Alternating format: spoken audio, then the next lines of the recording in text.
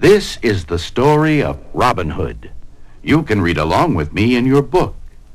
You will know it is time to turn the page when you hear the chimes ring like this. Let's begin now. Long ago, England was ruled by the wicked, greedy Prince John. He ordered the sheriff of Nottingham to tax the people so heavily that some were forced to become outlaws. Two of the most famous outlaws were Robin Hood and Little John, who would steal the tax money from the sheriff and give it back to the poor. Robin Hood and Little John walking through the forest, laughing back and forth at what the other one has to say.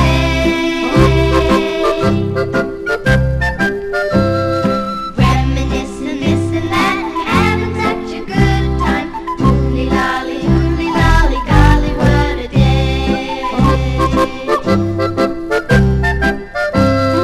Never ever thinking there was danger in the water they were drinking, they just guzzled it down.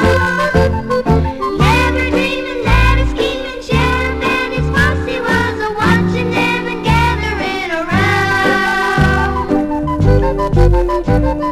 Robin Hood and Little John riding through the forest, jumping fences, dodging trees and trying to get away.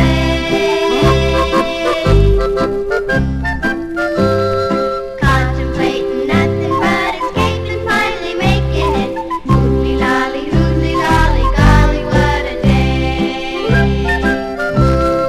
Hooly lolly, golly, what a day.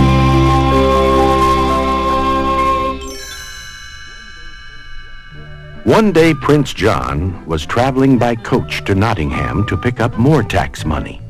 He was so busy counting his gold that he didn't notice he was passing through Sherwood Forest, the home of Robin Hood.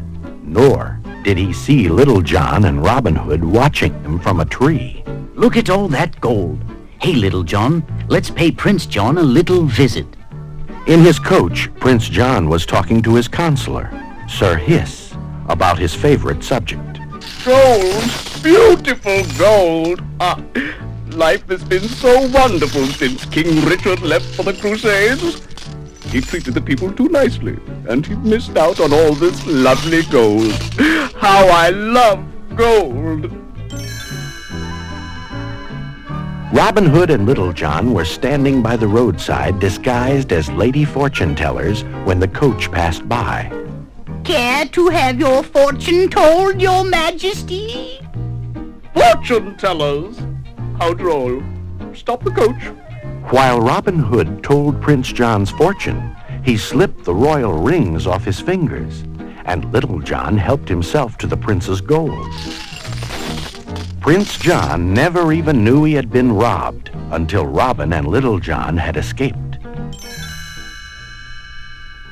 Meanwhile, the sheriff of Nottingham was busy collecting taxes. I must have more taxes.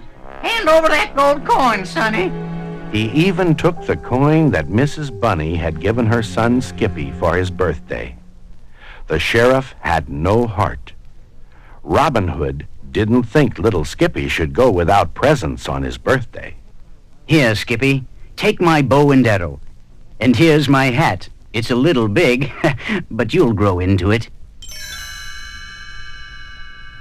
The first time Skippy tried the bow, his arrow flew over Prince John's castle wall. On the other side, Skippy saw Maid Marian and Lady Cluck.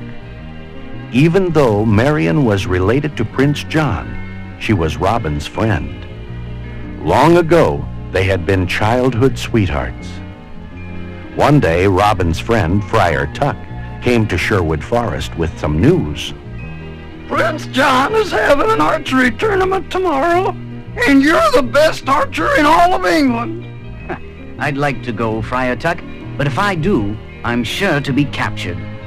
Maid Marian will have a kiss for the winner. Ooda lolly, what are we waiting for? The next day, two strangers appeared at the tournament, a stork and a duke. Nobody will recognize us in these disguises, said Robin Hood. I'll win the tournament and the kiss, but no one will know the winner is Robin Hood. Soon the stork and the sheriff were the only ones left in the contest. And even though the sheriff tried to cheat by having the target moved, the stork made an amazing shot and won. Prince John watched very closely. When Robin came to claim his prize, Prince John was ready. And now I name you the loser. Seize him! I sentence you to sudden, instant, and even immediate death. It looked like the end for Robin Hood, but suddenly Little John grabbed Prince John. "Let my friend go, or else." Once Robin was free, a big fight began. Robin Hood and Little John fought off the guards bravely. Swords clashed, and arrows flew. Maid Marian was almost seized by the guards, but Robin climbed a pole, grabbed a rope, and swung down to her rescue. Then he and his friends escaped into the woods. Safely back in Sherwood Forest, Robin and his band celebrated. Little John sang a song making fun of Prince John. It was so funny that soon all of Nottingham was singing it. All the world will sing of an English king 1,000 years from now. And not because he passed some laws or had that lofty brow. While bonny good King Richard leads the great crusade he's on, we'll all have to slave away for good for nothing John. Incredible as he is in act, whenever the history books are kept, they'll call him the pony king of England. A fox on the pony king of England. Oh, but Prince John was angry when he heard the song. Double the taxes! Triple the taxes! I'll make them pay! But of course, nobody could pay, and the prisons were full. The sheriff even robbed the church and arrested Friar Tuck for objecting. When Prince John heard Friar Tuck was in jail, he planned a new trap for Robin Hood.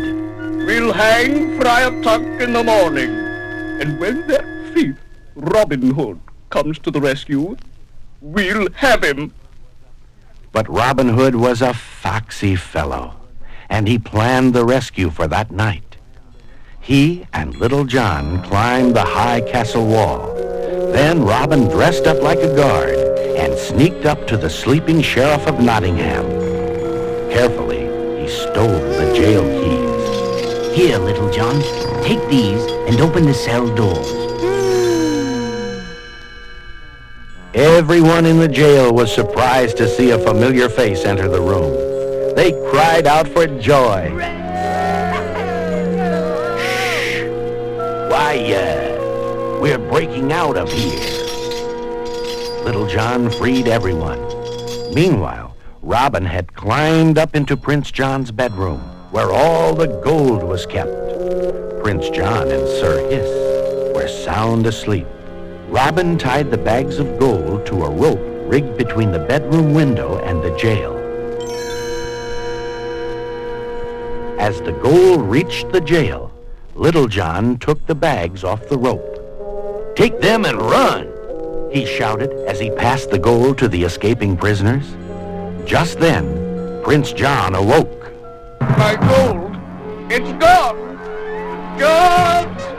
The courtyard became a jumble of flying arrows, guards, and fleeing prisoners. Trapped in the castle by himself, Robin climbed a high tower to escape the guards. Robin's in the tower!